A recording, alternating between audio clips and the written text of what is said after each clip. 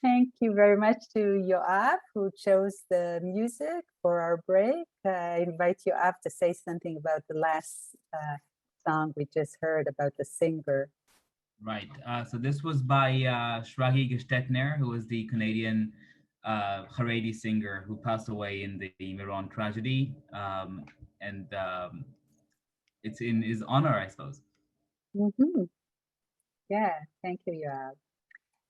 So I'm really, we're still under the impressions of the first panel, but I'm really excited to open our second panel with our wonderful speakers. And it's titled The Fabric of Trauma, Absencing and Presencing in Individual and Collective Testimony. And it's my honor and pleasure to first introduce our first speaker, Professor Dana Amir.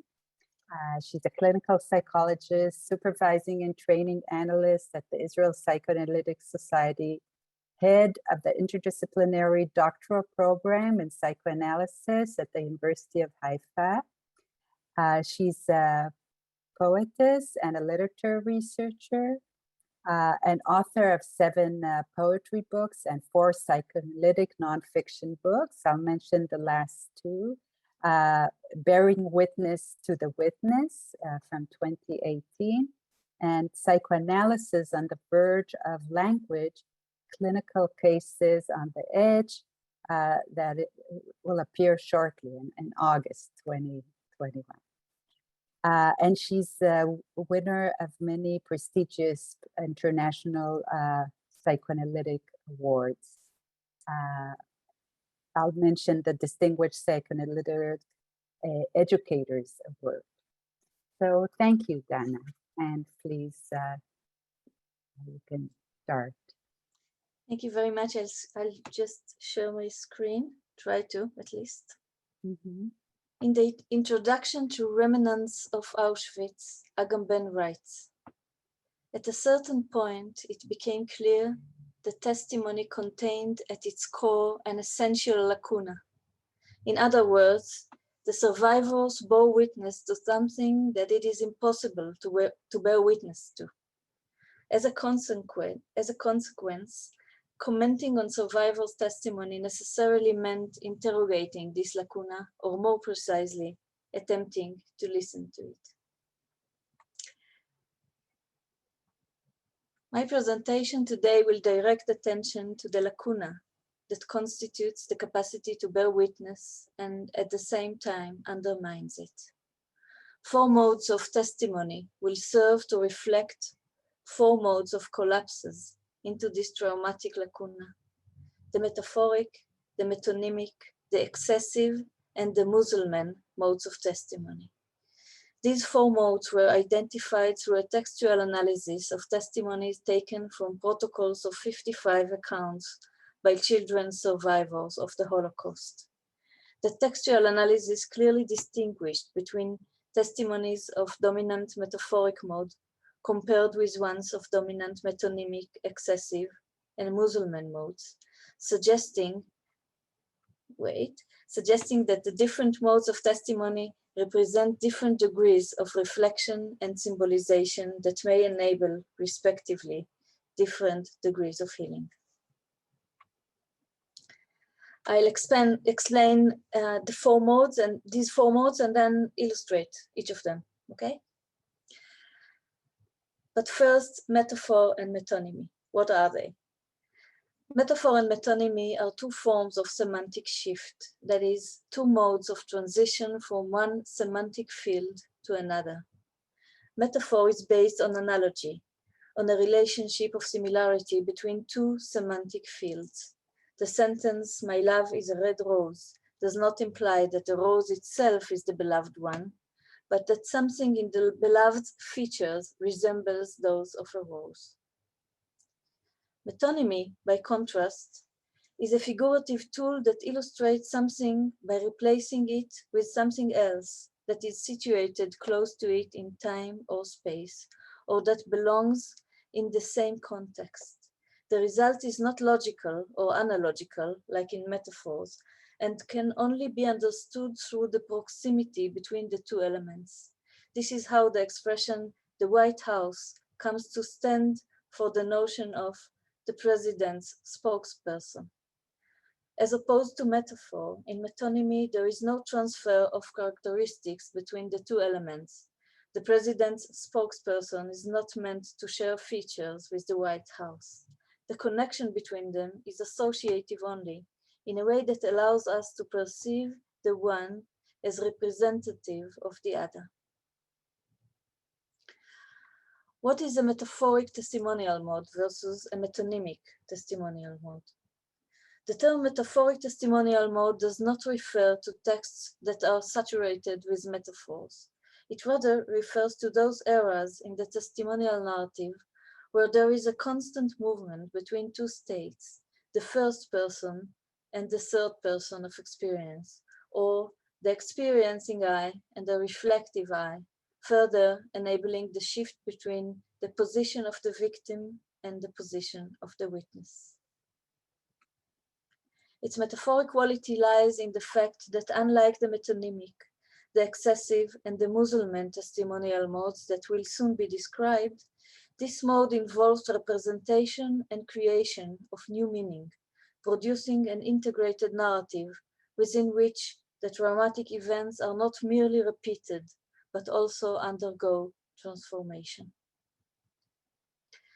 As against the metaphoric testimonial mode, the metonymic testimonial mode remains a first-person mode of report. It produces a text that preserves and enacts the traumatic memories and the traumatic features, and is thus characterized by the same sense of isolation, fragmentation, disorientation, and lack of coherence, which are also typical of the traumatic experience itself. In that sense, the metonymic testimonial mode illustrates the very materials to which it testifies. So while the metaphoric testimonial mode enables the shift between the first person and the third person of experience, the metonymic testimonial mode is located in the first person. This does not mean that it is literally limited to the first person only, nor does it mean that it is characterized by an excessive use of I. It rather means that this mode of testimony uses no distancing, maintaining a living continuum with the traumatic memories, and through it also with a sense of selfhood. The metonymic testimonial mode lacks any reflective attitude. It enacts the traumatic experience without being able to turn it into an integrated narrative, incorporating it without being capable of transcending it. Within the metonymic testimonial mode, any transcendence is experienced as a split between the person and his or her identity. The excessive testimonial mode, on the other hand, is a much more illusory one. Here, the traumatic object becomes an addictive and gratifying object in its own right, an object whose totality actually replaces a functional sense of being. In this testimonial mode, traumatic excessiveness is available to consciousness neither by way of an elaborated link, as in the metaphoric mode, nor by way of repetition, as in the metonymic mode. Testimony in this case involves the traumatic memory becoming a saturated object, an object which refuses transformation and to which the obstinate adherence becomes malignant. Its deceptiveness is related to its intensive linguistic characteristics. While the register of the traumatic real opposes language, the overt manifestation of the excessive testimonial mode is not an absence of language. On the contrary, it often presents articulate and well-developed language with a wealth of rhetorical features. But underneath the rhetorical cover, this is a pseudo-language that attacks rather than produces linking. A saturated language, one that under the guise of full testimony presents what Katika Roos calls empty grammar, a grammar that empties the event, thus does not allow for its subjects to undergo transformation. While the metaphoric mode is characterized by the shift between the first person and the third person of experience, and the metonymic mode is characterized by its staying in the first person only, the excessive mode is characterized by the constant movement between what one might call a pseudo first person and a pseudo third person of experience. The Muslim testimonial mode, the fourth and the last one, is a mode of testimony that has only rare narrative manifestations, since it essentially attacks both the ability to narrate and language itself. Diverse expressions of this mode appear in the post-Holocaust literature in the form of survivors' accounts, some of which consist of a semi-psychotic type of discourse, both intrapsychic and interpsychic, a discourse that annihilates any contact with the psychic reality and the pain it involves. This testimonial mode is characterized neither by the ability to shift between the first and the third person of experience, like the metaphoric mode, nor by the capacity to stay exclusively in the first person of experience, like the metonymic mode, or even by the creation of a pseudo first and third person, like in the excessive mode. In fact, it destroys both the first as well as the third person, and thereby the very possibility of an experiencing subject. It actually joins the traumatic real, where trauma turns into a negative possession, a psychic condition which annihilates both the capacity to represent the traumatic events as well as the ability to preserve vital link with them. Primo Levi writes, all the Muslims who finished in the gas chambers have the same story, or more exactly, have no story. The divine spark dead within them, already too empty to really suffer. One hesitates to call them living. One hesitates to call their death, death, in the face of which they have no fear, as they are too tired to understand. They crowd my memory with their faceless presences, and if I could enclose all the evil of our time in one image, I would choose this image, which is familiar to me. An emaciated man with head dropped and shoulders curved, on whose face and in whose eyes not a trace of a thought is to be seen.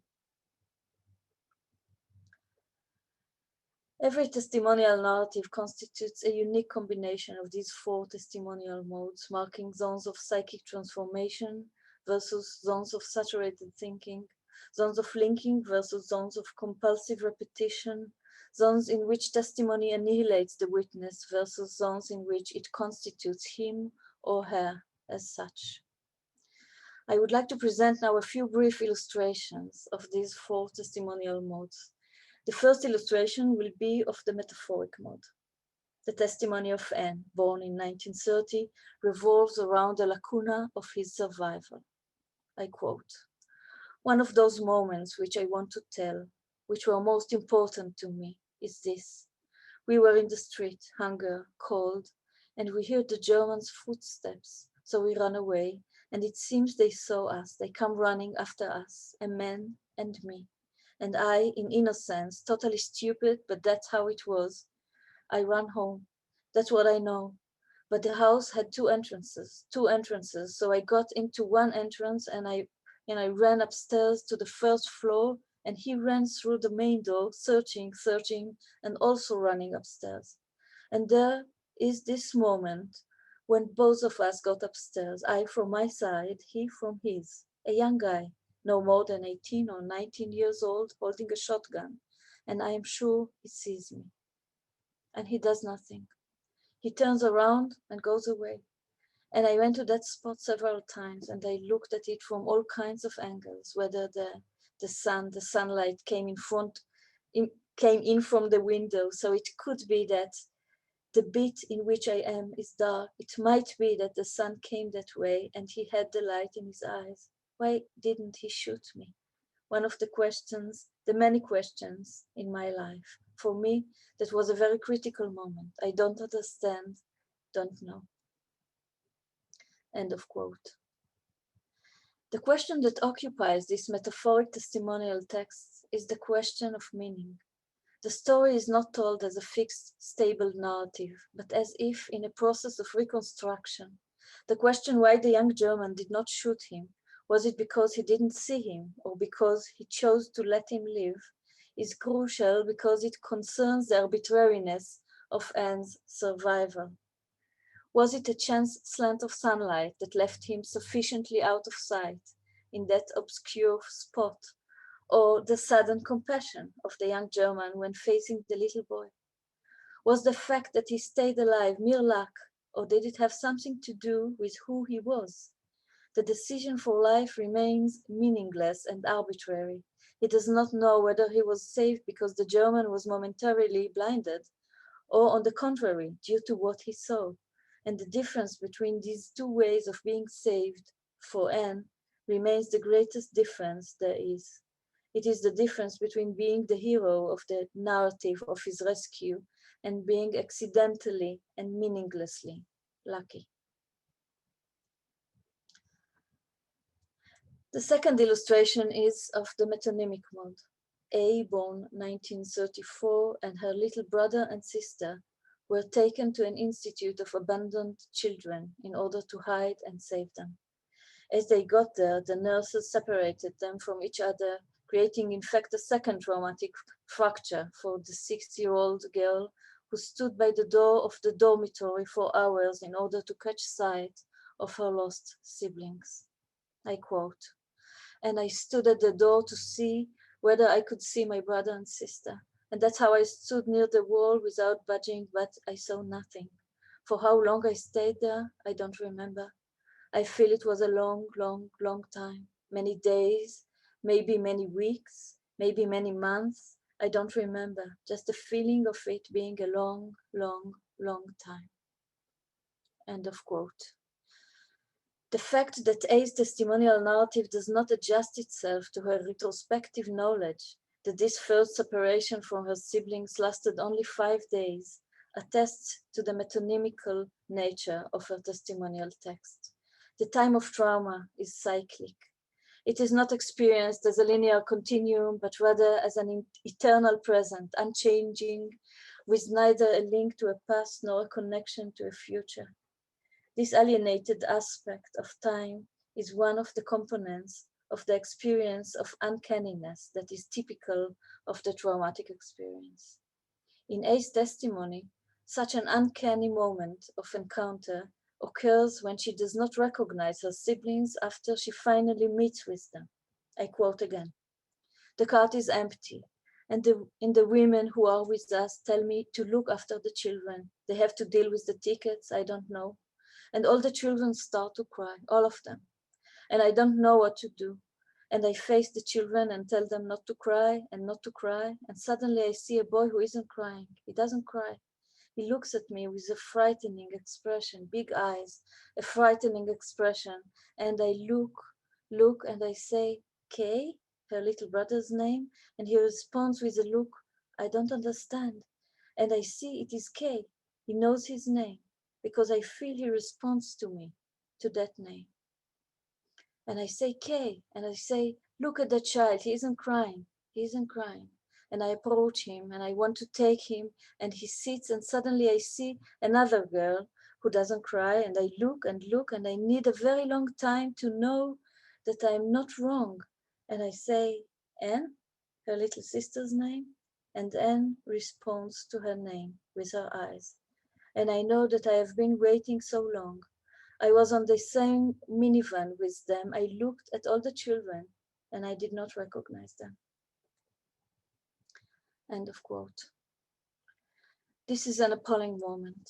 The brother and sister she was looking for all that time appeared before her very eyes, and she did not recognize them. She failed to identify them not because they have physically changed, as said, she was only separated from them for 5 days, but because they belonged in the world before the rupture, a world from which her present is severed not merely in terms of place and time, but also in terms of meaning. Like her, they too did not recognize her, although the fact that they were the only 2 children who didn't cry implies that they somehow identified her as their older sister. They stared at her, as though they had seen a ghost, and she too experienced them like 2 little ghosts, half belonging to the present world, half to the one before it. This is the experience of the uncanny at its most intense, where the familiar and the alien are welded together, creating a terrifying, disastrous ambiguity. At this point, the tape recording ends, and it seems to have taken some time to start a new tape. When the interview resumes, A asks, "I'm still in the institute, right?" To testify for her is not to talk about what happened in the institute, but to be in the institute. A's testimonial narrative preserves the perspective of the little girl throughout, without straying to the adult viewpoint or to explanations with hindsight for the benefit of the listener. Preserving a clear metonymic testimonial mode, A takes the listener on a journey which fits the size of the girl she was, bringing to life the sense of disconnection, fragmentation, helplessness, and horror she herself experienced at the time. The third illustration is of the excessive mode, clearly manifested in the account of Dora Khazan, born 1928, sorry. I quote, "I remember that evening as one of the most horrible moments in my whole life. I got used to the rations, the heat, the examinations, the prisoners, and suddenly I find myself expelled from paradise into the bleeding, cruel, and murderous world, naked, barefoot, hungry, and alone. Where is one to go? Where? But because I knew it was forbidden to linger too long, dreaming near the prison, I ran to the nearest church. Already twice the beadle was going to lock the house of God, but when he saw a girl bathing in tears, tears made of blood, he went up to the priest." The repeated use of imagery referring to bodily secretions, the bleeding, cruel, and murderous world, a girl bathing in tears, tears made of blood, the amplification of suffering by means of the split account of detention as paradise, as opposed to the inferno into which she was set free. The repeated question, where is one to go? Where? Suggesting that where reaches far beyond the concrete question. All of this together draw out, almost by force, the melodramatic effect, as though to express that the details alone will not convey the intensity of her real suffering. A further illustration of the inability to convert excess occurs in the description of how she emerges from hiding in the monastery and faints in front of the Soviet liberators, crying out, "I am a Jew. I am the one Jew left out of 24,000. I must go and welcome the liberators of Europe who have restored my right to exist." Her fainting in the arms of the liberators expresses inconvertible emotional excess, which instead evacuates itself through the body. This, however, is not just the accumulated excess of traumatic events, but also the product of what Katika Rus, again, calls the awakening, both from the traumatic events and toward them. This awakening itself involves a traumatic effect, one that embraces both the catastrophe as well as the incomprehensibility of survival. As a result of this awakening, the witness steps up the intensity more and more to the point of overflowing the limits of her own psychic container. Her testimonial mode, condensed, melodramatic, and replete with metaphors, does not use the allegedly metaphoric language to create a vital link with the happenings, but rather to keep them unmetabolized and untouched. I will skip the illustration of the Muslim mode because of the time limits, but only quote Primo Levi, who writes in this context: "The destruction brought to an end, the job completed, was not told by anyone, just as no one ever returned to describe his own death." The Muslims are indeed the survivors who, although surviving physically, never returned in order to tell. They themselves became the lacuna undermining their story, along with the possibility of telling any story ever again. The act of testimony is always one of simultaneously waking from the nightmare and waking into it, one of capturing the event and losing hold of it, one of turning history into a personal narrative and of the collapse of that personal narrative into the historical unknown. But counter to what one might expect, the traumatic lacuna is not silent. It has black hole-like quality. It engulfs, it ensnarls. In its emptiness, it is a sounding box for infernal voices. One might listen to this lacuna as one listens to the sounds coming from a seashell. Like the shell, the lacuna is a space saturated by the traces of what is not there. It is the ultimate signifier of the encounter between the moment of missing the actual scream and the resonance that will forever range beyond it. Thank you.